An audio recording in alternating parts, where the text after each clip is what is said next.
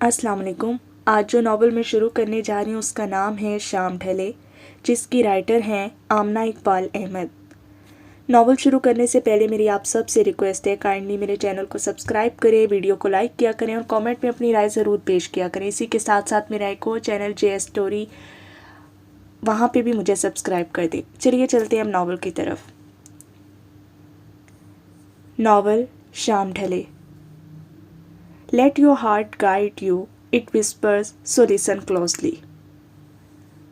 हर सू गहरा सकूत था, चारों ओर गमगीन सन्नाटा। यहाँ वहाँ खड़े गार्ड साकित थे और ढलती शाम के धुंधलकों में दूर तक फैली पुरशिकवा हवेली बहुत पुरस्रार लग रही थी। वो गाड़ी से उतर आई, आसपास निगाह डाली, कोई भी तो जाना पहचाना चेहरा नहीं था। ड्राइवर अजनबी, सामान उठाने वाला अजनबी, गार्ड्स के चेहरे अजनबी। गम से निढाल वो हवेली के बड़े से मुनकिश चौबी दरवाजे में दाखिल हुई तो कदम जैसे रुक से गए। हवेली तो साएं साएं कर रही थी।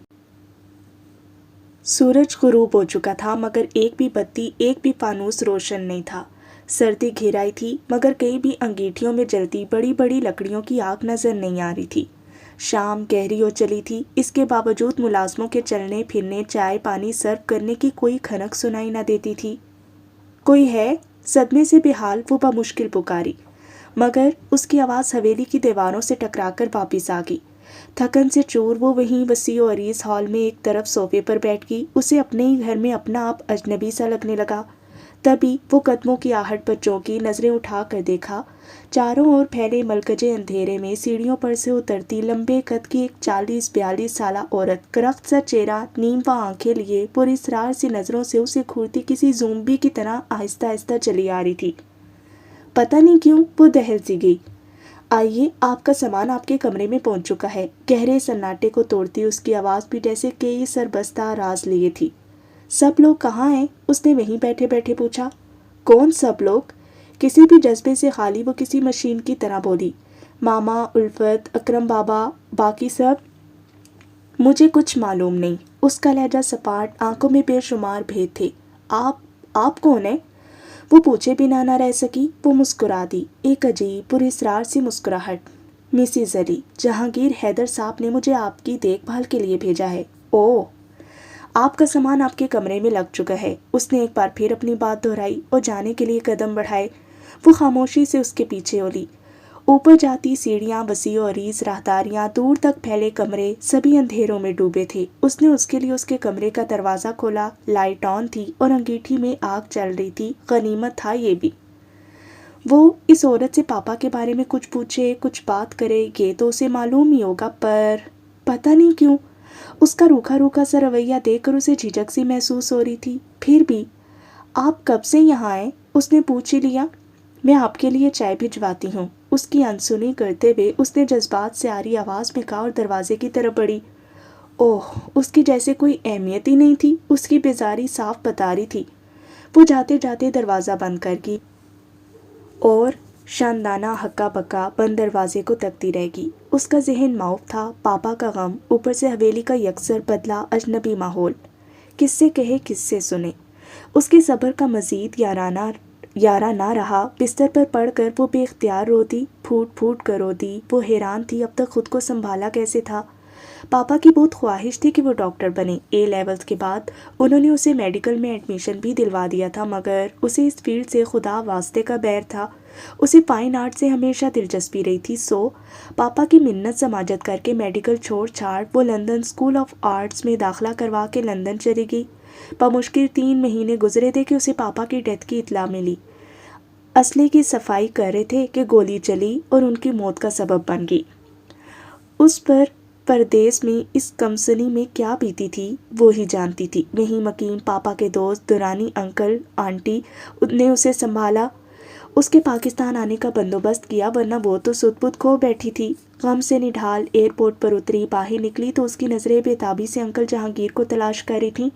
इतनी देर उसने खुद को बमुश्किल संभाला था, अब उनके कंधे पर सर रखकर ढेर सारा रोना चाहती थी। वो पापा के छोटे भाई थे, उनमें उसने बारहा पापा की खुशबू महसूस की थी, मगर ان کے بجائے ان کے ایک بالکل اجنبی ڈرائیور نے اسے ریسیو کیا، اس کے استفسار پر اسے بتایا کہ وہ 2 ہفتے کی میٹنگ کے لیے کراچی گئے ہوئے تھے۔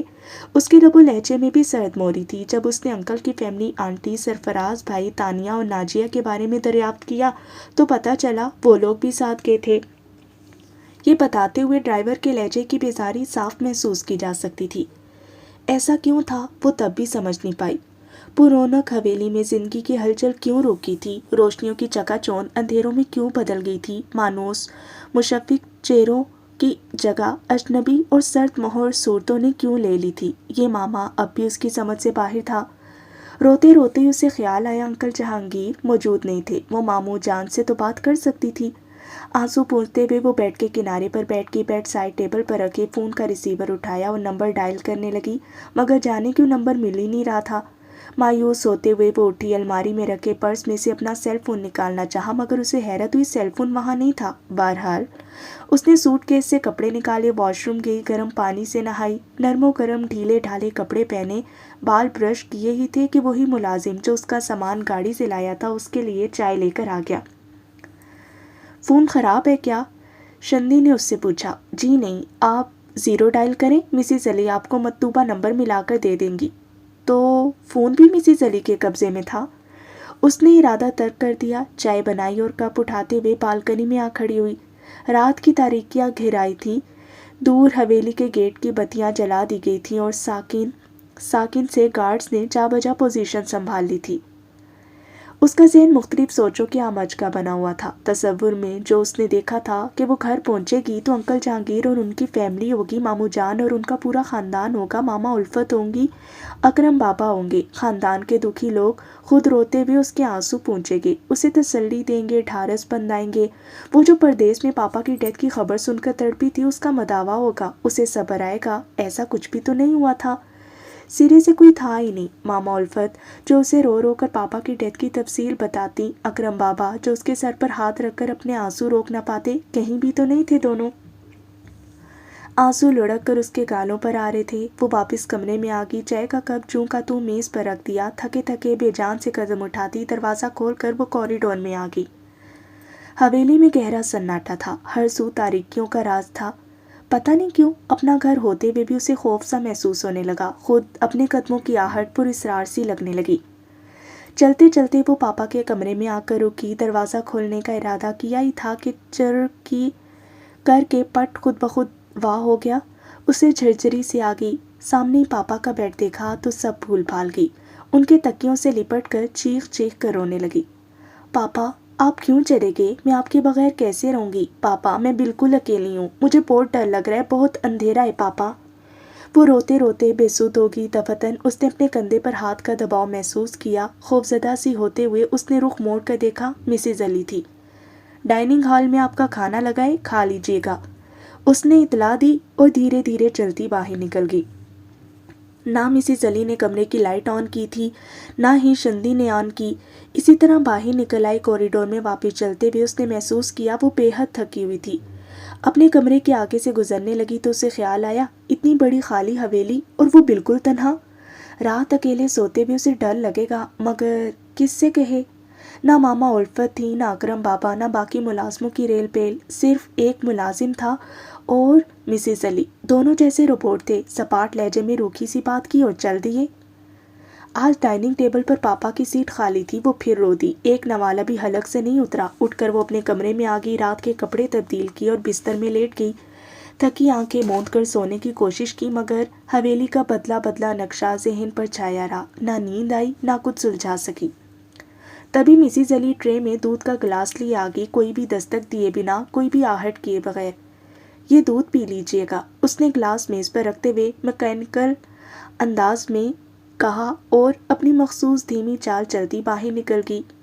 وہ بستر سے اٹھائی، صوفے پر بیٹھی اور نہ چاہتے ہوئے بھی گلاس اٹھا کر منہ سے لگا لیا کہ وہ کئی گھنٹے سے بھوکی پیاسی تھی اور سخت نقاہت محسوس کر رہی تھی۔ واش روم جا کر اس نے دانت برش کیے، واپس آئی، لائٹ آف کی اور بستر میں گھس گئی۔ مسز علی کا رویہ سمجھ میں نہ آنے والا تھا، روکھا روکھا اور جیسے بھید سے لیے تھا۔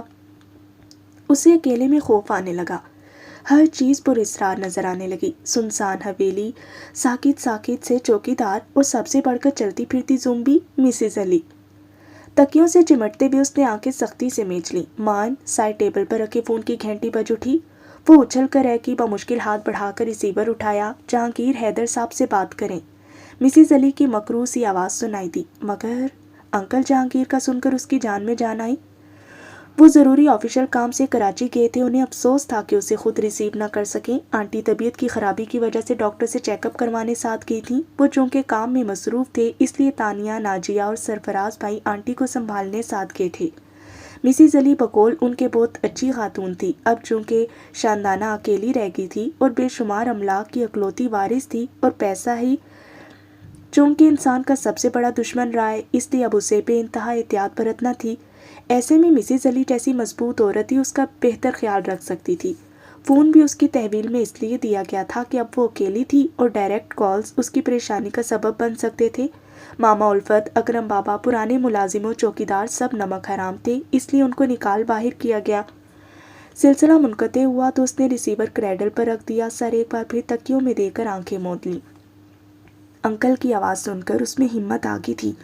वो रोई थी तो उन्होंने उसे तसल्ली दी थी, हौसला दिया था, दुनिया की ऊंच नीच समझाई थी और कि उसे ही ज़िंदगी कहते हैं। पैसा इंसान का सबसे बड़ा दुश्मन रहा है, तुम्हें बेइंतहा एहतियात बरतना होगी। उसके कानों में अंकल की आवाज़ गूंजी।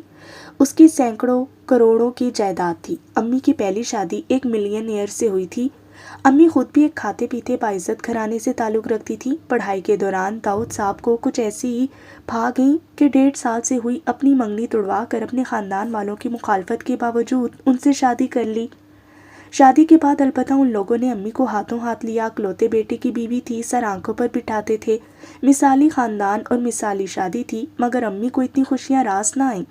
साल भर बाद ही रोड एक्सीडेंट में सब ख़त्म हो गए, सास, ससुर, बेटा सभी।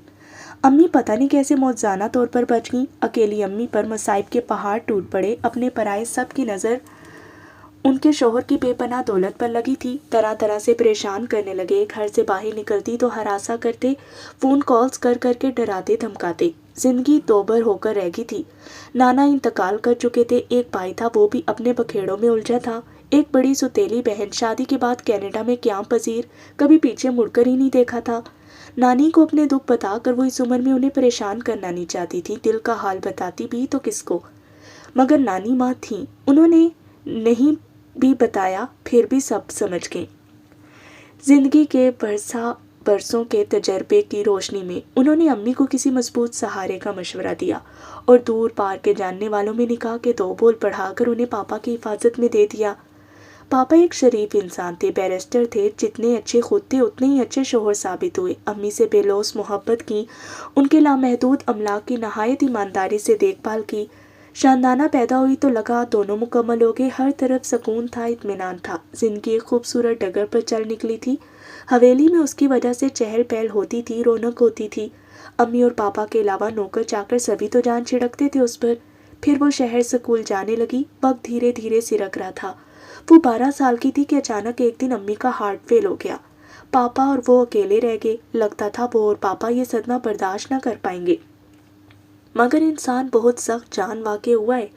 वक्त होले होले मरहम लगाता गया और उन दोनों ने एक बार फिर जिंदगी से समझौता कर लिया। पापा की सारी तवज्जो शंदी पर मरकूज हो गई थी। मामा उल्फत भी औलाद से कम ख्याल न रखती थी। अकरम बाबा भी बहुत मोहब्बत करते थे उससे। अंकल जहांगीर, आंटी तानिया, नाजिया, सरफराज भाई और इसी तरह मामू जान, मुमानी जान, फारिया, शाहिद भाई और फाहद भाई भी हमेशा की तरह गाहे बगाहे मिलने आते रहते और यूं जिंदगी रवां दवा थी। ए लेवल्स के बाद वो पापा से अपनी ख्वाहिश मनवा कर लंदन गई और वापस आई तो अपने बहुत ही प्यारे पापा को हमेशा के लिए खो चुकी थी। हवेली वो हवेली ही नहीं रही थी। हर निगाह अजनबी थी। उसे अपना आप भी अजनबी अजनबी सा लगने लगा। थका जहन, थकी रूह लिए जाने किस पहर उसकी आंख लग गई। उसे आए आज 10वां दिन था। इस दौरान उसे अपने ऊपर लगी और बहुत सी पाबंदियों का पता चल गया था। हवेली के बाहर एक ख़ास हद के बाद वो आगे नहीं जा सकती थी। सूरज गरूब होने से पहले हवेली के दरवाजे बंद हो जाने के बाद वो उन्हें खुलवाने पर कादिर नहीं थी। उसके किसी दोस्त का फ़ोन नहीं आ सकता था, ना ही उसे इजाज़त थी उन्हें कांटेक्ट करने की।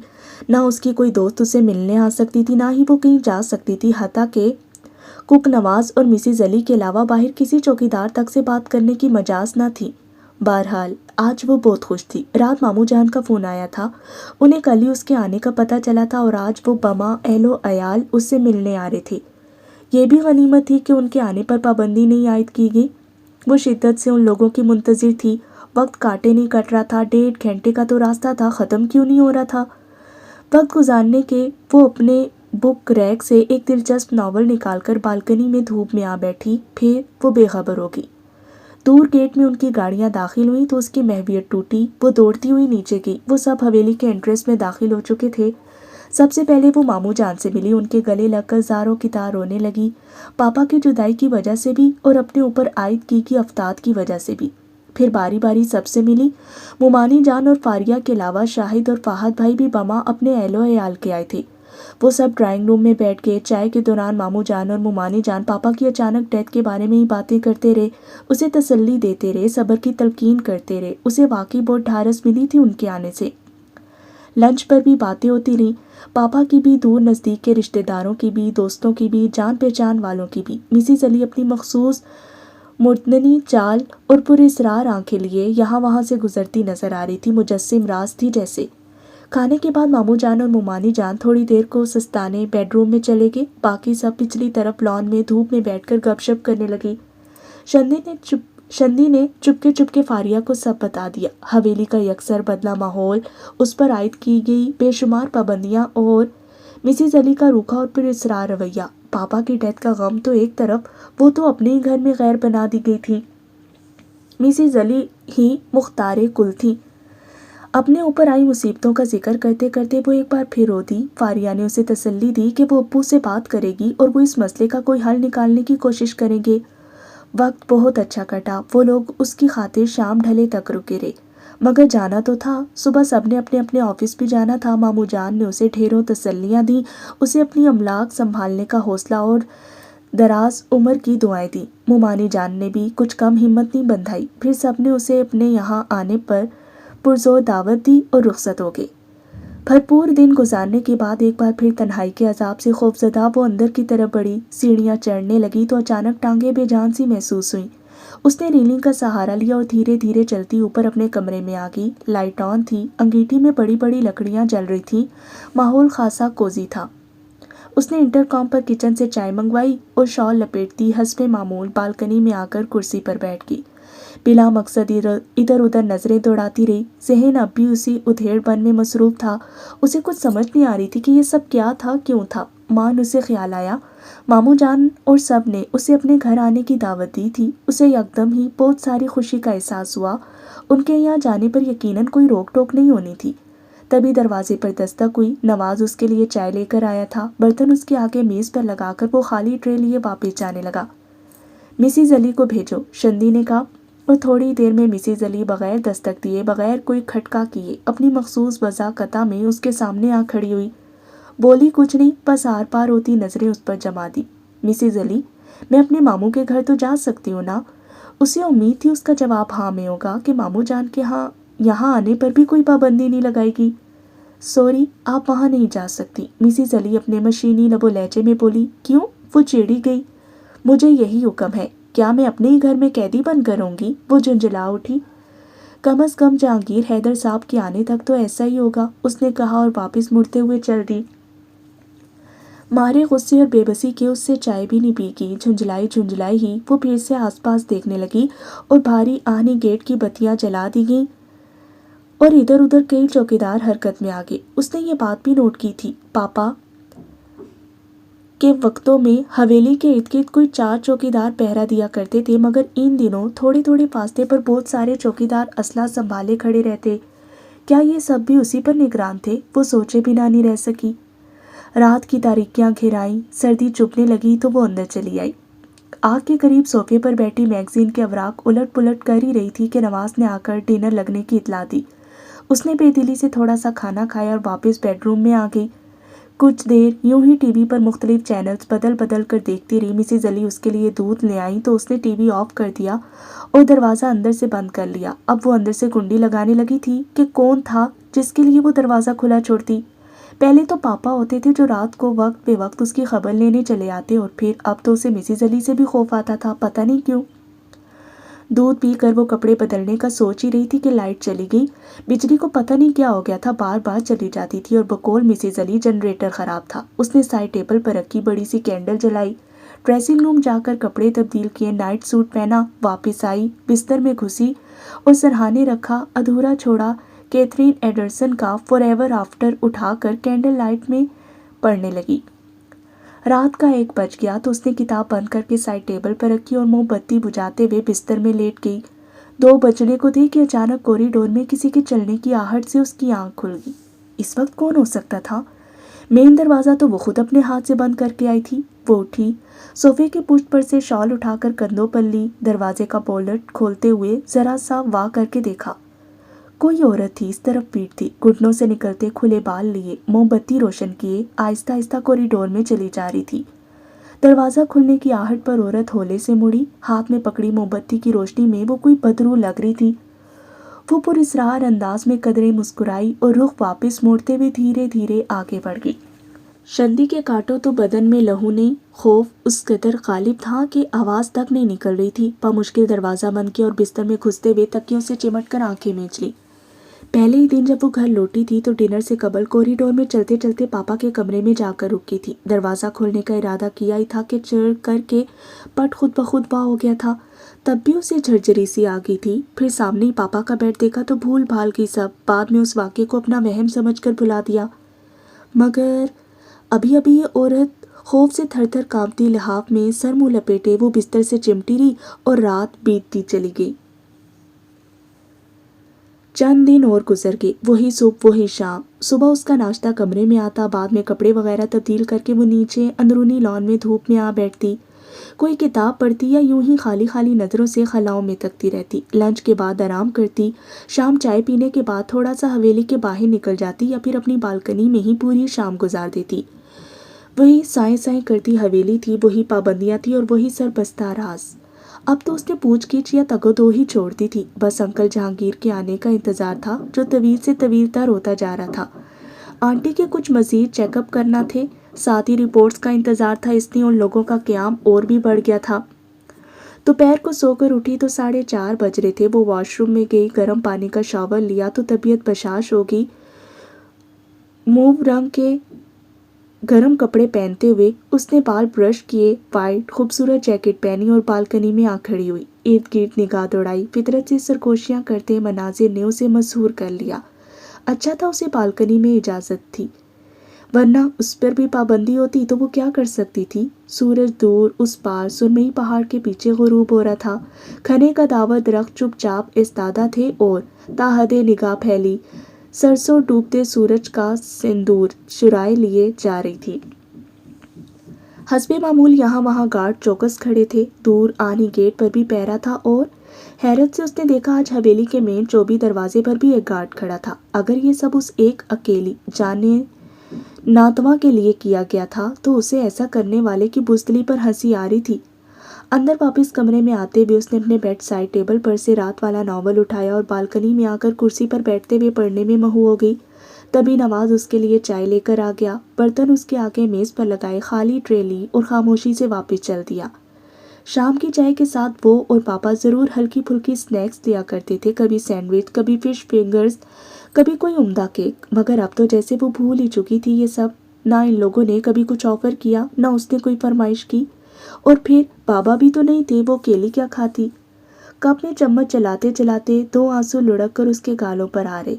पापा, आपके बगैर मेरी ज़िंदगी नामुकम्मल है। आपके बगैर मैं ज़िंदगी मैनेज नहीं कर पा रही। आपके बगैर मैं जीऊँगी कैसे पापा। भीगे गाल उंगलियों की पोरों से खुश्क करते हुए उसने कप उठा लिया। खेतों के उस पार सुरमई पहाड़ के दामन में उनके मज़ारों की कच्ची पक्की बस्ती में शाम की पकवान के धुएं उठने लगे थे। थके हारे गडरिए अपने रेवड़ हाँकते घरों की तरफ चल दिए थे और दिन भर के निढाल पंछी अपने अपने आशियानों के सिमत रवा दवा थे। चाय पीते पीते वो फिर से किताब की अवराक पलटने लगी। बहुत दिलचस्प नावल था, वो जल्दी महू हो गई। शाम गहरी होने लगी, सर्दी काटने लगी तो उसने किताब बंद कर दी। एक नज़र आसपास डाली, मलगजा अंधेरा फैल चुका था मगर अब तक इर्द गिर्द कोई भी बत्ती रोशन नहीं हुई थी। चौकीदार भी जैसे सारे के सारे बेक वक्त छुट गए थे। वो कुर्सी से उठ खड़ी हुई, कमरे में दाखिल होने को थी कि बाएं जानिब साएं साएं करते दरख्तों में उसे पापा जाते दिखाई दिए। ये कैसे मुमकिन था? एक मुंजमद कर देने वाली लहर उसकी रीढ़ की हड्डी में तैर गई। वो जल्दी ही दरख्तों में नज़रों से ओझल हो गई। खुद को संभालती वो कमरे में आके लाइट ऑन की और बीच कमरे में खड़ी देर तक अपने वाहमे पर परेशान रही। ध्यान बटाने को अंगीठी में जलती लकड़ियों की आग के करीब सोफे पर बैठते हुए वो फिर से नावल पढ़ने लगी। चंद ही सफ़े बाकी थे कि नवाज ने आकर डिनर लगने की इतला दी। वो सोफे से उठ खड़ी हुई, जाने क्यों उसे चक्कर सा आ गया। फौरन सोफे का बाजू थाम लिया। कितनी कमज़ोरी हो रही थी उसे। तबीयत ज़रा बहाल हुई तो वो नीचे डाइनिंग हॉल में आ गई। खाना खा ही रही थी कि हस्बे मामूल लाइट चलेगी। हर सू खूब अंधेरा छा गया। थोड़ी ही देर में नवाज सफ़ेद बड़ी सी जलती कैंडल ले आया। कैंडल होल्डर में उसे फिक्स किया और चलता बना। उसे हैरत हो रही थी कि 6 कैंडल्स होल्डर जिनमें हमा वक्त कैंडल्स फिक्स्ड और लाइटर साथ होता था, अब ऐसा क्यों नहीं होता। बहरहाल वो फिर से खाना खाने लगी। कैंडल ही से उसे याद आया कल उसकी बहुत ही प्यारी दोस्त नाहिद की बर्थडे थी। साथ ही उसे सख्त मायूसी हुई। वो तो उसे फ़ोन पर भी ग्रेट नहीं कर सकती। नाहिद ने भी तो उसे कांटेक्ट करने की कोशिश की होगी। उसे यकीनन पापा की डेथ का इल्म होगा और ये भी अंदाज़ा होगा कि वो ज़रूर पापा की डेथ पर आई होगी। बर्थडे पर इनविटेशन ना सी उसके पापा की डेथ पर तो उसके पास आने की भी कोशिश की होगी, मगर यहाँ तो काया ही पलट गई थी। राज क्या था? अंकल जहांगीर गए, आने पर ही पता चलना था। इस वक्त फिर उसकी खूबसूरत आंखें नम होगी। अब तो आंसू ने पलकों पर ही बसेरा कर लिया था जैसे।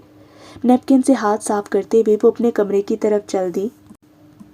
कितनी वीरानी थी, कितनी तारीकी। कॉरिडोर्स में जा बजा मोमबत्तियों के फानूस भी थे, मगर मिसिज अली और नवाज शायद उन्होंने गौर ही नहीं किया था। खुद वो पापा के बाद और अंकल के इंतज़ार में बस वक्त ही काट रही थी।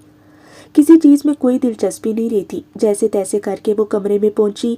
यहाँ अलबत्ता कैंडल रोशन थी। उसने निजात की सांस ली। एक नज़र टीवी पर डाली। लाइट ही नहीं थी तो टीवी क्या ऑन होता। खैर वो ड्रेसिंग रूम में गई, रात के कपड़े पहने वापस कमरे में आई तो मिसिज अली उसके बेड साइड टेबल पर दूध का गिलास रख चुकी थी। बिस्तर में घुसते हुए उसने पुश्त तकियों से टिका ली और नावल के बाकी चंद सफ़हात कैंडल की रोशनी में पढ़ने लगी। बहुत इंटरेस्टिंग कहानी थी। जल्दी उसने ख़त्म कर ली। दूध पिया, दांत ब्रश किए और कैंडल बुझाकर नरमो गरम फल्फी लहाब अच्छी तरह ओढ़ते हुए आंखें मूंद ली। मान उसकी नज़रों में शाम बालकनी से अंदर कमरे में आते आते बाएं जानिब दरख्तों में पापा का हेवला घूम गया। पट से उसकी आंखें खुल गईं। कभी पापा के कमरे के दरवाजे का पट चढ़ करके खुद ब खुद वाह हो जाना, कभी किसी औरत का कॉरिडोर में चलना, और आज शाम पापा का घने दरख्तों में नजर आना। कहीं उसका वहम तो नहीं था ये सब? सुनसान सुनसान हवेली और पुरअसरार सी मिसिज अली से दिल ही दिल में खाइफ और सहमी सहमी रहती थी। ये सारा खौफ कहीं लाशऊर में बस कर गाहे बगाहे इन वाक़यात की शक्ल में तो सामने नहीं आ रहा था। जितना सोचती थी उतना ही डर महसूस हो रहा था। उसने ख्याल झटक दिया, आंखें एक बार फिर बंद कर लीं। आहिस्ता आहिस्ता गनूदगी ने आ लिया। टक टक टक उसकी आंख खुल गई। कॉरिडोर में पापा के बूट्स की आहट थी, पापा के कदमों की चाप। उसे लगा आज वो जिंदा नहीं बचेगी। खौफ उसे मार डालेगा। उसका दिल जैसे पंजर तोड़कर बाहर आने लगेगा। कदमों की आहट आहिस्ता आहिस्ता मासूम हो गई। वो बिस्तर में उठकर बैठ गई। उसे नीचे जाना चाहिए था। मिसिज अली उसे वेलकम करे ना करे, उसका उसके पास होना ज़रूरी था। कोई भी और वाक़या हो तो वो यकीनन बर्दाश्त नहीं कर पाएगी। हिम्मत इकट्ठी करके वो बिस्तर से उठाई, बामुश्किल दरवाज़ा खोला और सहमी सहमी फैली फैली आंखें लिए कॉरिडोर में आगे की तरफ बढ़ने लगी। इसी तरफ से एक शॉर्टकट रास्ता नीचे मिसिज अली के कमरे की तरफ जाता था। 4 सू खूब अंधेरा था, हाथ को हाथ सुझाई नहीं देता था। वो आहिस्ता आहिस्ता आगे बढ़ रही थी। तभी उसने देखा सामने के मोड़ के पास ही पापा की लाइब्रेरी में मौहूम सी रोशनी हो रही थी। कौन हो सकता था रात के इस पहर? फिर भी उसे कुछ ढारस सी हुई। लामतनाही अंधेरों में रोशनी की रमक तो नजर आई थी। वो शॉर्टकट छोड़ उसी सिमतोली करीब पहुंची। होले से पटवा किया। हमेशा की तरह दरवाजे की तरफ पीट के अपनी कुर्सी पर अपने मखसूस ब्रांड की जलती सिगरेट उंगलियों में दबाए पापा बैठे थे। उसकी एक बेदरेक चीख निकली और फिर उसे कोई होश नहीं रहा।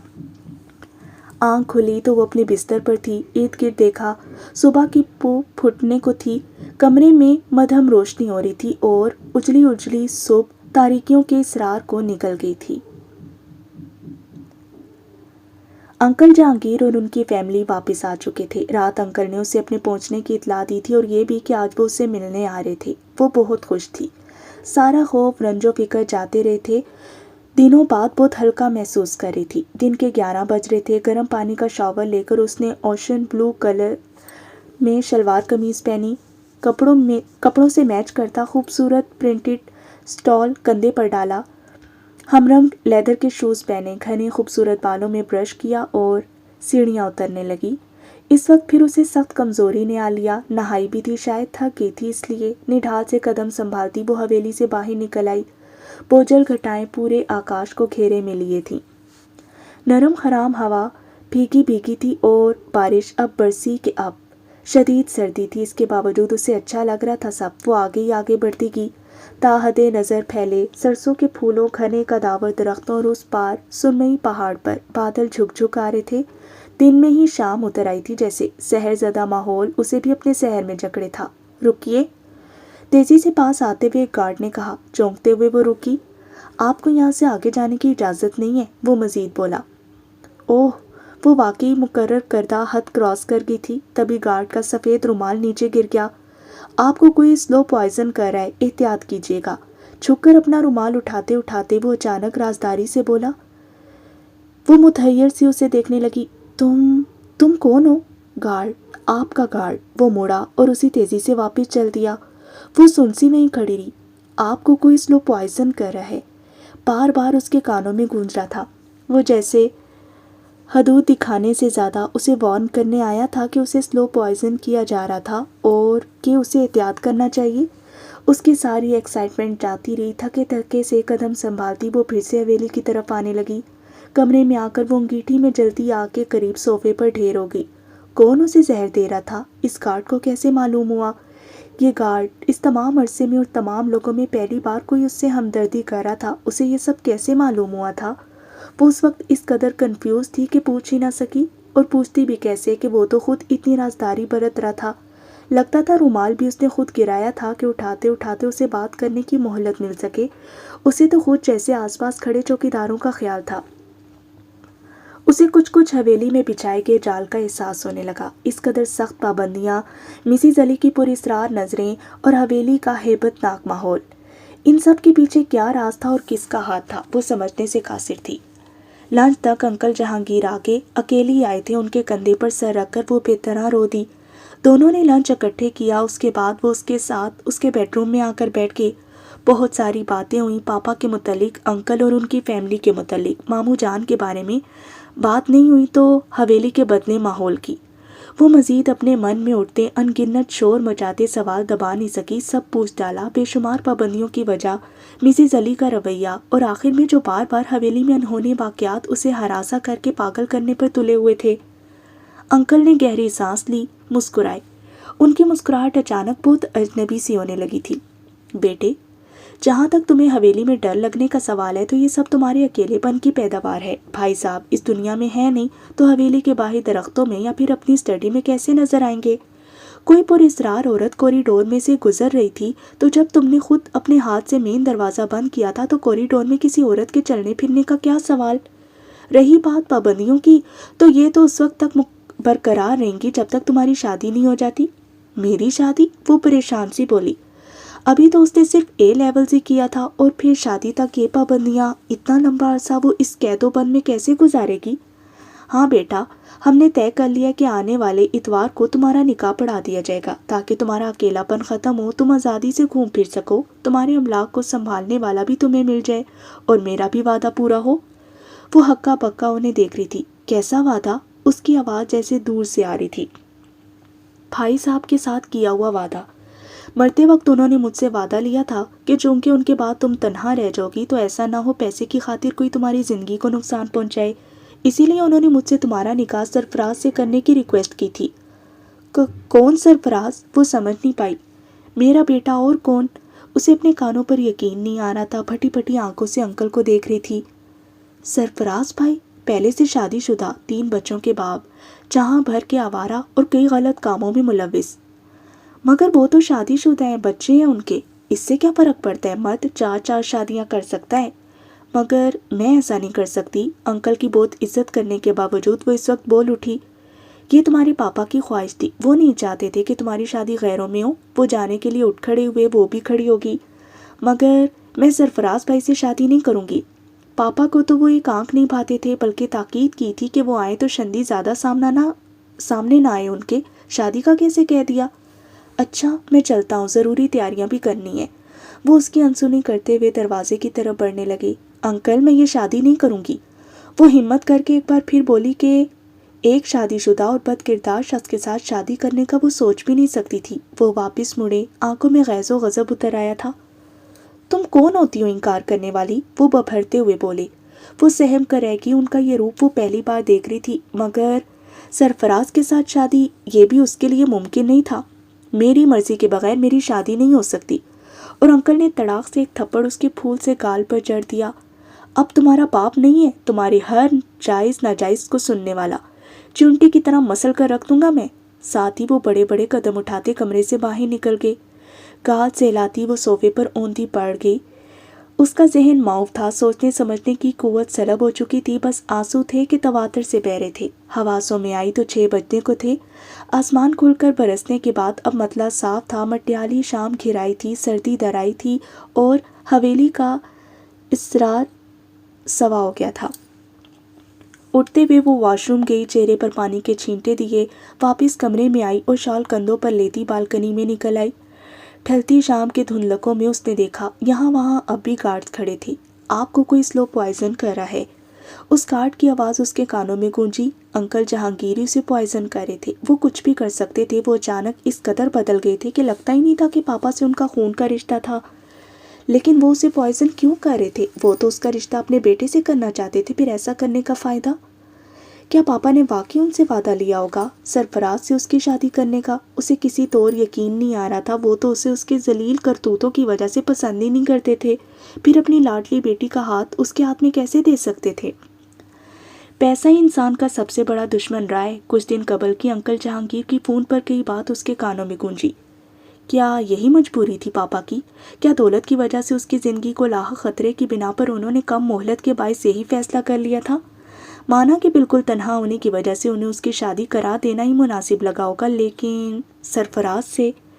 قریبی رشتہ داروں میں واقعی کوئی اور نہیں تھا۔ ماموں جان کے بھی دونوں بیٹے شادی شدہ تھے، پھر جب وہ دونوں سرفراز سبھی شادی شدہ تھے تو تینوں میں سے انہیں سرفراز بہتر لگا ہوگا کہ اپنے بھائی کا بیٹا جو تھا، اور پھر بقول انکل جہانگیر کے مرد 4 شادیاں کر سکتا ہے، سرفراز قلبی سکون تو نہ دے سکتا تھا؟ ہاں شاید اس کے جائیداد کی حفاظت کر پاتا، دور پار کا کوئی رشتہ دار بھی تو ہو سکتا تھا، لیکن پاپا کے پاس مہلت نہیں تھی، گولی سینے میں لگی تھی، اور ایسی حالت میں وہ صرف اتنا ہی سوچ سکتے تھے، پاپا آپ تو مجھے اپنی جان سے زیادہ چاہتے تھے، مجھے کیسے جیتے جی مار سکتے ہیں آپ؟ وہ خود سے بولی۔ ذلیل اور غلیظ بہت دیکھے ہیں مگر سرفراز جیسا نہیں دیکھا۔ بد نصیب ہے اس کی بیوی، اس کے ساتھ شادی کرانے سے تو بہتر تھا خود اپنے ہاتھوں سے مار دیتا اس کا باپ۔ اچانک اس کے کانوں میں پاپا کے الفاظ گونجے، بد نصیب ہے اس کی بیوی، اس کے ساتھ شادی کرانے سے تو بہتر تھا خود اپنے ہاتھوں سے مار دیتا باپ اس کا، خود اپنے ہاتھوں سے مار دیتا باپ اسے۔ نہیں، پاپا اس کی شادی سرفراز سے کبھی نہیں کرا سکتے تھے۔ اگر وہ اس کی بیوی کو اس کے ساتھ شادی پر بد نصیب گردانتے تھے تو خود اپنی نور نظر کو کیوں کر اس کے حوالے کر سکتے تھے؟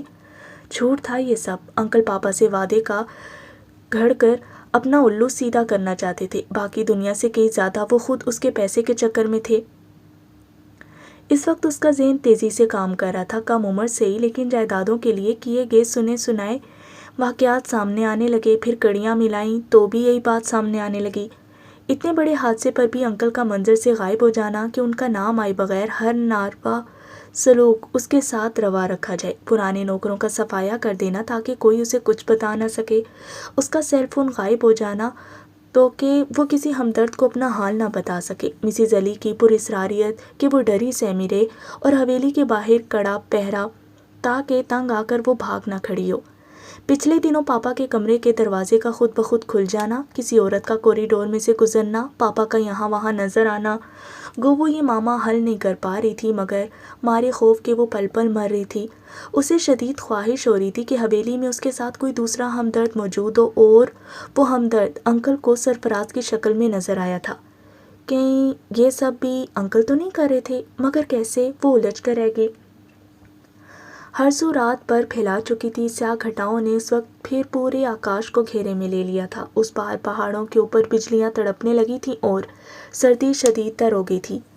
گہری سانس لیتے ہوئے وہ اندر کمرے میں چلی آئی. نواز انگیٹھی میں آگ جلا گیا تھا. کمرہ کوزی ہو رہا تھا. وہ آگ کے قریب بیٹھ کی بڑی بڑی جلتی لکڑیوں پر نظریں جمائے. وہ ہنوز ادیڑ بن میں مصروف تھی. سرفراز سے وہ کسی طور شادی نہیں کرنا چاہتی تھی. مر جاتی مگر ایسا نہ ہونے دیتی. وہ یہاں سے فرار ہو جائے گی. گرچہ پہرا بہت کڑا تھا مگر وہ نکلے گی کسی بھی طرح. رات ڈنر کے بعد وہ اپنے بیڈ روم میں گئی. ایک نظر اپنے کپڑوں پر ڈالی. پھر الماری میں اپنے ہینڈ بیگ کا جائزہ لیا. چھوٹی موٹی ضرورت کی چیزیں موجود تھیں. کچھ نقدی اور اپنے بینک اکاؤنٹ کا چیک بک بھی تھا. اچھی طرح تسلی کر چکی تو صوفے پر آ کر بیٹھ گئی. وقت گزارنے کے لیے میز پر رکھا میگزین اٹھایا اور اوراق پر لٹنے لگی. اس نے مین دروازے سے نکلنے کا ارادہ کیا تھا کیونکہ گزشتہ 3 دن سے مین دروازے کا چوکیدار کہیں نظر نہیں آ رہا تھا. شاید باقی چوکیداروں میں جا ملا تھا. ڈارک گرے شلوار قمیض میں ملبوس گارڈز بھی تو بے شمار تھے. کچھ پتہ نہیں چلتا تھا کہ کون کہاں تعینات تھا. آج اس نے نواز اور مسز علی کے جانے کے بعد وہ دروازہ اندر سے بند بھی نہیں کیا تھا تاکہ نکلے تو کنڈی کی آہٹ نہ ہو.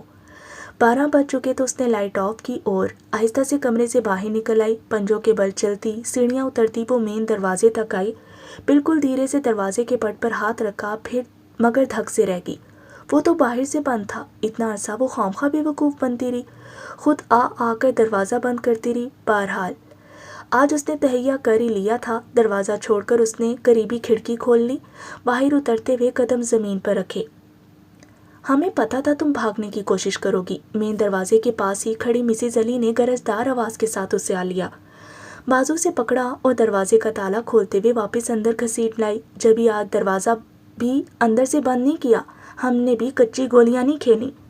چیختی چلاتی شاندانہ کو وہ دوبارہ اس کے بیڈ روم میں لے آئی. غصے سے اسے بستر پر دھکیلا اور شاندانہ سے مزید برداشت نہیں ہوا. اٹھی اور کس کر ایک تھپڑ مسز علی کے منہ پر رسید کر دیا. تمہاری یہ ہمت! مسز علی آتش پا ہو گئی. تڑاک تڑاک اسے کئی چانٹے دے مارے. پھر کھٹ پٹ کر کے باہر نکل گئی. وہ سنسی صوفے پر بیٹھ گئی. ناز و نام میں پلی. آج تک کسی نے اس سے زور سے بات تک نہیں کی تھی. اتنی انسلٹ! پاپا! اس نے بے اختیار پاپا کو پکارا اور پھر اپنی بے پناہ بے بسی پر سر گھٹنوں پر رکھتے ہوئے پھوٹ پھوٹ کر رو دی. دل کی بھڑاس نکال چکی تو واش روم گئی. چہرے پر پانی کے چھینٹے دی اور خود کو سنبھالتی دوبارہ کمرے میں آ گئی. ایک بار پھر انگیٹھی کے قریب بیٹھتے ہوئے وہ اس جال سے نکلنے کی ترکیبیں سوچنے لگی. اتوار میں صرف 4 دن باقی تھے. وہ تیزی سے ذہن لڑانے لگی اور لمحے بیتتے چلے گئے. مان کمرے میں کسی گاڑی کی ہیڈ لائٹس منعکس ہوئیں. یقیناً انکل آئے تھے اور یقیناً مسز علی نے انہیں ساری صورتحال بتا دی تھی. وہ غیر ارادی طور پر اٹھ کھڑی ہوئی. جلدی سے کمرے کی لائٹ آف کی اور سہمی سی وہیں دروازے کے قریب کھڑی رہی. پھر کوریڈور میں انکل اور مسز علی کے قدموں کی چھاپ ابھری. اتوار کو نہیں، کل ہی صبح 10 بجے نکاح ہوگا انکل کہہ رہے تھے. مگر دھیان رہے شاندانہ کے کانوں میں بھنک بھی نہ پڑے. جیسا حکم. یہ مسز علی تھی. ڈری ڈری سی وہ جلدی سے دروازے سے ہٹ آئی. بستر میں گھس کر سوتی بنی. انکل دھڑام سے دروازہ کھولتے ہوئے اندر آگے لائٹ آن کی. بھاگ رہی تھی. بے دھڑک اس کا لحاف کھینچ کر پرے ہٹاتے ہوئے وہ دھاڑے. ابھی چکھاتا ہوں بھاگنے کا مزہ. اور پھر اپنے ساتھ لائٹ چمڑے کے بیت سے اسے اتنا پیٹا، ایسی بے دردی سے پیٹا کہ وہ ہلنے جلنے کے بھی قابل نہ رہی. وہیں قالین پر پڑی رہی. جگہ جگہ زخموں سے خون رس رہا تھا مگر کوئی پرسانے حال نہیں تھا، کوئی ہمدرد نہیں تھا. رات دھیرے دھیرے سرک رہی تھی. اب اس کے آگے 2 ہی راستے تھے. یا تو وہ انکل کی بات مان لیتی، سرفراز سے شادی کر لیتی، یا پھر یہاں سے بھاگ نکلتی. لیکن کوشش کی تو تھی بھاگنے کی. کتنا خوفناک انجام ہوا. پھر صبح کے 2:30 بج چکے تھے. 10 بجے انکل نے اس کے نکاح کا پروگرام بنایا تھا. وقت بالکل کم تھا. سوچنے میں وقت ضائع کرنے کی گنجائش نہیں تھی. آر یا پار اسے فیصلہ کرنا ہی تھا. یہاں سے نکلنا ہی تھا. معجزہ ہی تھا کہ اس نے انکل کی بات سن لی تھی. نہ سنی ہوتی تو کم از کم اس وقت ایسی حالت میں وہ دوبارہ نکلنے کا سوچ تک نہیں سکتی تھی. باہر خوب اندھیرا تھا. تیز بارش اور آندھی کے جھکڑ چل رہے تھے. بجلی بھی فیل ہو گئی تھی. اسے اس قدر مار پڑ چکی تھی کہ کم از کم مسز علی یا کوئی اور اتنی جلدی دوبارہ اس سے فرار ہونے کی توقع نہیں کر سکتا تھا. اسے ہمت کرنی تھی. قسمت یاور ہوئی تو کامیاب ہو جائے گی، نہ ہوئی تو خود کو پھندے سے لٹکائے گی، مگر سرفراز سے شادی نہیں کرے گی. اس نے اٹھنے کی کوشش کی مگر زخموں کی وجہ سے اس کا رواں رواں درد کر رہا تھا. نکاہت الگ محسوس کر رہی تھی. ایسے میں کیا وہ اتنی ہمت کر لے گی؟ لیکن دوسری صورت میں سرفراز، نو وے۔ حوصلہ مجتمع کر کے وہ اٹھی۔ نہ یہ زخموں سے کرانے کا وقت تھا اور نہ ہی کچھ اور سوچنے کا۔ پھر اسے حیرت ہوئی، اس میں اچانک طاقت آ گئی تھی، شاید نہایت بھیانک انجام کے ڈر سے۔ سرفراز سے اس نے جلدی جلدی اپنے جوگرز پہنے، شال لپیٹی اور الماری میں سے اپنا ہینڈ بیگ نکال لیا۔ اب کہ وہ مین دروازے کی طرف نہیں گئی، نہ ہی اپنی بالکنی کا سوچا کہ وہاں سے بھی اس کے فرار کی توقع کی جا سکتی تھی۔ نہایت آہستگی سے چلتی، درمیانی راہداری عبور کرتی، پچھلی طرف مہمان خانے میں آ گئی، پھر دھیرے سے اس کی بالکنی میں ارد گرد دیکھا۔ ہر سو ہو کا عالم تھا، چاروں طرف تاریکیاں تھیں، تیز تو تند بارش تھی اور ہڈیوں کو چیرنے والی سردی۔ کوکب اندھیرا تھا، مگر پھر بھی پتہ چل رہا تھا کہ بارش اور آندھی کے طوفان کی وجہ سے کوئی بھی چوکیدار اپنی پوزیشن پر نہیں تھا۔ اسے ایک گونا تسلی ہوئی، جلدی جلدی اپنا دوپٹہ بالکنی کی ریلنگ سے باندھا اور اس سے لٹکی، نیچے نظر ڈالی، چھلانگ لگانے کے لیے فاصلے کا اندازہ کرنے لگی۔ تبھی دو مضبوط ہاتھ آگے بڑھے، اسے تھاما اور نیچے زمین پر کھڑا کر دیا۔ خوف کے مارے اس کی چیخ نکلنے کو تھی کہ اس نے اس کے منہ پر ہاتھ رکھ دیا۔ اسی سیدھ میں چلتی جاؤ، لیفٹ سائڈ پر بالکل مت ہونا، وہاں دونوں برآمدوں میں گارڈز ہیں، برانچ روڈ پر، میں انتظار کروں گا، کوئک، اس نے کہا اور آگے بڑھ گیا۔ وہی گارڈ تھا، صبح والا، اس نے اس کی آواز پہچان لی تھی۔ جو بھی تھا مگر تھا اس کا ہمدرد۔ مزید کچھ سوچے بنا وہ ہمت کر کے آگے بڑھی۔ یہ سرونٹس کا ایریا تھا، حویلی کے سامنے کے گیٹ کے علاوہ یہ واحد راستہ تھا جو کھلا ہوتا تھا اور جو ملازموں کے علاقے کو براہ راست باہر کی دنیا سے ملائے رکھتا تھا۔ پاپا کے وقتوں میں اس راستے پر بھی مسلح پہرے دار تعینات تھے، مگر اس وقت سرونٹ کوارٹر ویران پڑے تھے اور پہرے دار ظاہر ہے برطرف کر دیا گیا تھا۔ برانچ روڈ یہاں سے فلانگ بھر پر تھی، مگر اس کی اپنی حالت اتنی خراب تھی کہ تیز چلنے میں دقت پیش آ رہی تھی۔ قدم قدم پر گارڈز اور مسز علی کا خطرہ الگ۔ بارش میں بھیگتی یکبستہ جھگڑوں کے تھیپڑے سہتی، زخموں سے چور، وہ سڑک کے کنارے پہنچتے ہی وہیں بے سود ہو کر ڈھیر ہوگی۔ تبھی وہ گاڑی پاس لایا، عجلت میں اسے اپنے دونوں بازوں پر اٹھاتے ہوئے گاڑی کی پیسنجر سیٹ پر ڈالا اور ڈرائیونگ سیٹ پر آتے ہوئے گاڑی سٹارٹ کر دی۔ وہ ہوش میں تھی، اس کے من میں اسے پوچھنے کو بے شمار سوالات تھے۔ کون تھا وہ؟ بات چیت، نقل و حرکت سے وہ کوئی گارڈ ہرگز نہیں لگ رہا تھا۔ خطروں اور بھول بھلیوں میں گھری اس حویلی میں کیا کر رہا تھا؟ مگر اسے ویکنس اور تکلیف اتنی زیادہ تھی کہ وہ بولنے پر قادر نہیں تھی۔ سیٹ کی پشت سے سر ٹکائے بے حال پڑی تھی، سڑک پر نظریں جمائے وہ آگے ہی آگے بڑھا تھا۔ گاہے بگاہے ایک نگاہ شاندانہ پر بھی ڈال لیتا۔ اس کے کپڑے مکمل طور پر بھیگ چکے تھے اور چہرے کے زخموں پر جمے ہوئے خون کے نشان صاف نظر آ رہے تھے۔ شندی نے شاید پہلو بدلنے کی کوشش کی، ایک کرا منہ سے نکل گئی، بہت مارا ہے نا اس نے تمہیں؟ اس کی آواز میں بھی کنسرن تھا۔ اسے کیسے معلوم ہوا؟ شاید اس کی چیخوں کی آواز سن لی تھی۔ ہاں، وہ دھیرے سے بولی۔ خوبصورت آنکھیں نم ہو گئیں، اس نے گہری سانس لی، گھڑی پر نگاہ کی، صبح کے 4 بج چکے تھے۔ وہ چلتا چلا گیا، اسے اس کی تکلیف، گیلے کپڑوں اور دگرگوں حالت کا اندازہ تھا، مگر اس کی جائے قیام بھی خاصی دور تھی اور یہی اس کے حق میں بہتر تھا۔ جتنا وہ اسے اس کے شہر سے دور لے جاتا اتنا ہی اچھا تھا۔ آپ کون ہیں؟ اچانک شندی کی نڈھال مگر تجسس بھری آواز ابھری۔ میں؟ وہ ہولے سے مسکرا دیا۔ گارڈ؟ تمہارا گارڈ؟ وہ بالکل صبح کی طرح بولا کہ اس تمام دوران وہ اس کی رکھوالی ہی تو کر رہا تھا۔ اس کے خوبصورت ہونٹوں پر بھی مزمل سی مسکراہٹ ابھر آئی۔ بہت سارے دن بعد اونچائی دھیرے دھیرے بڑھ رہی تھی، چکردار موڑ بھی، دائیں طرف اونچی نیچی ہری بھری پہاڑیاں تھیں، بائیں جانب دریا کا پانی۔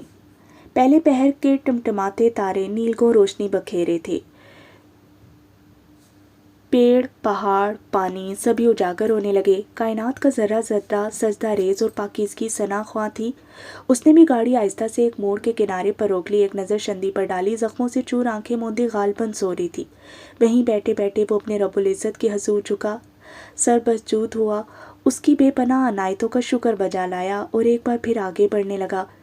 ہری بھری پہاڑی پر چھوٹے سے گاؤں کے اوپر تلے واقع ٹین کی چھتوں والے کچے پکے مکانوں سے صبح کی پکوان کا دھواں اٹھ رہا تھا۔ چھوٹی چھوٹی ٹیرسڈ کھیتیاں اجاگر ہو گئی تھیں اور ڈھور ڈنگر جاگ اٹھے تھے۔ وائنڈنگ سڑک پر نظریں جمائے وہ احتیاط سے آگے بڑھا تھا۔ اب شہر کی آبادی بھی نظر آنے لگی تھی، بازار، بینک، ہوٹلز اور رہائشی علاقے۔ وہ آگے ہی آگے بڑھتا گیا، آبادی ایک بار پھر پیچھے رہ گئی۔ گہرے سبز پیڑوں سے لدی پہاڑیاں ایک بار پھر قطار کر قطار در آئی تھیں۔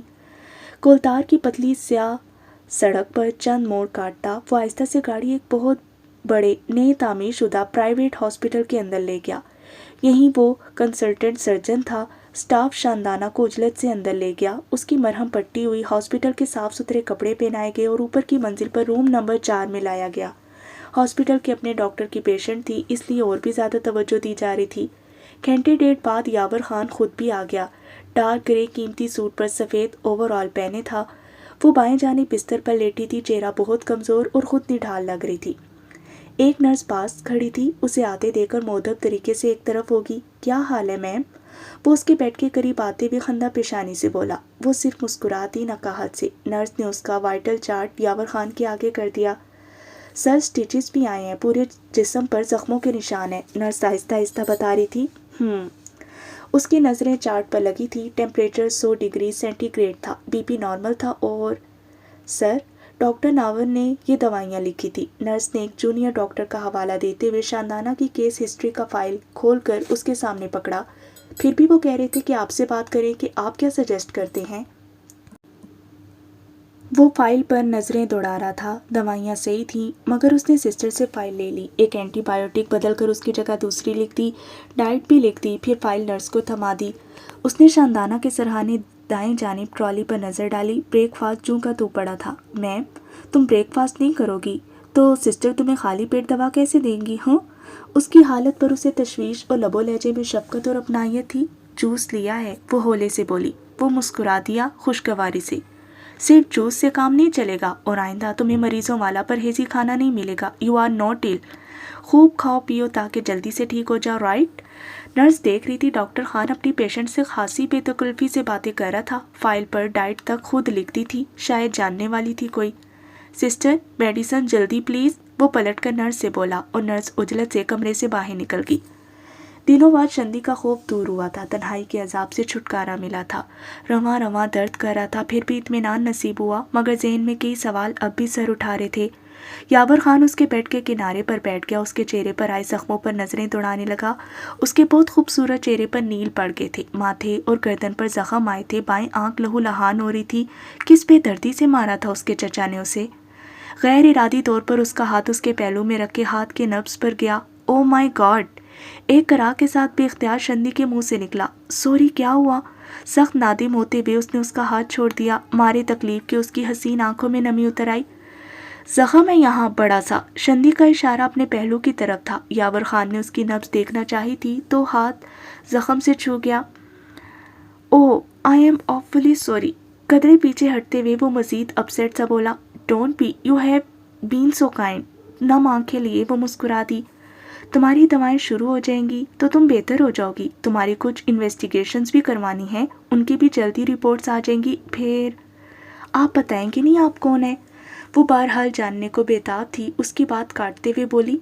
ओह, वो मुस्कुरा दिया खूबसूरती से। मेरा नाम यावर है, यावर अली खान। मैं इसी हॉस्पिटल में कंसल्टेंट सर्जन हूँ। वो मेरा गेटअप था। उसका इशारा अपने चंद घंटे कबल के गार्ड के जैसे डार्क ग्रे शलवार की कमीज़ की तरफ था। और ये मेरी असली शक्ल है, उसने अपने सरापे पर नज़र डालते हुए कहा। उसके लबो लहजे में शरारत सी थी, अंदाज दोस्ताना सा। उसे अच्छा लगा। दिनों बाद कोई साथी सा मिला था। वो उस तक कैसे पहुंचा था, उसके हालात का उसे कैसे पता चलता था? वो पूछना चाहती थी बहुत सारी बातें। गो बातें करने में उसे बहुत वीकनेस महसूस हो रही थी। मगर आप मुझे जानते थे? उसने इब्तदा करना चाहिए। नहीं, अपना नाम तो बताओ। उसके अंदाज पर वो बेख्तियार हंसती, साथ ही जख्मों में तकलीफ भी होने लगी। यावर खान ने देखा उसके दांत बहुत खूबसूरत और हंसी बहुत दिलकश थी। मेरा नाम शानदाना है। आई सी, लेकिन मैंने एहतियातन यहाँ तुम्हारा नाम नीलोफर लिखवाया है, याद रखना। वो मुस्कुराते हुए बोला। मुझे पता है, वो नर्स से सुन चुकी थी और मसलहत भी जान गई थी। अच्छा मैम शानदाना, अब मैं जाता हूँ, वो उठते हुए बोला। फिर उस पर कंबल दुरुस्त किया। उसके बेड से लगे रिमोट कंट्रोल से उसके बिस्तर का सरहाना ऊंचा किया। सरहाने लगी ट्रॉली उसके करीब की। बेड साइड टेबल पर से टीवी का रिमोट कंट्रोल उठाकर उसके करीब रखा। तुम नाश्ता करो, टीवी देखो, कोई ज़रूरत हो तो ये बटन लगे हैं। उसने उसके सरहाने दीवार पर लगे बटनों के पूरे बेड की तरफ इशारा किया। इन्हें इस्तेमाल करो, मैं आज बिजी हूँ, ऑपरेशंस करूँगा, स्टाफ तुम्हारा ख्याल रखेगा, ठीक है? ठीक है, वो उसे ममनून नज़रों से देखते हुए बोली। वो चल दिया और शंदी आहिस्ता आहिस्ता नाश्ता करने लगी। نرس نے آ کر اسے دوائیاں کھلائیں، اس کا بستر دوبارہ سیدھا کیا، کمبل درست کیا اور کمرے سے باہر چلی گئی۔ کمرہ قدرے زیادہ گرم ہو رہا تھا۔ شندی نے ہاتھ بڑھاتے ہوئے ہیٹ کم کی اور لیٹتے ہوئے جلتی دکھتی آنکھیں موند لیں۔ یہ ڈاکٹر کون تھا؟ کتنا مہربان تھا! سوچتے سوچتے اسے غنودگی نے آ لیا۔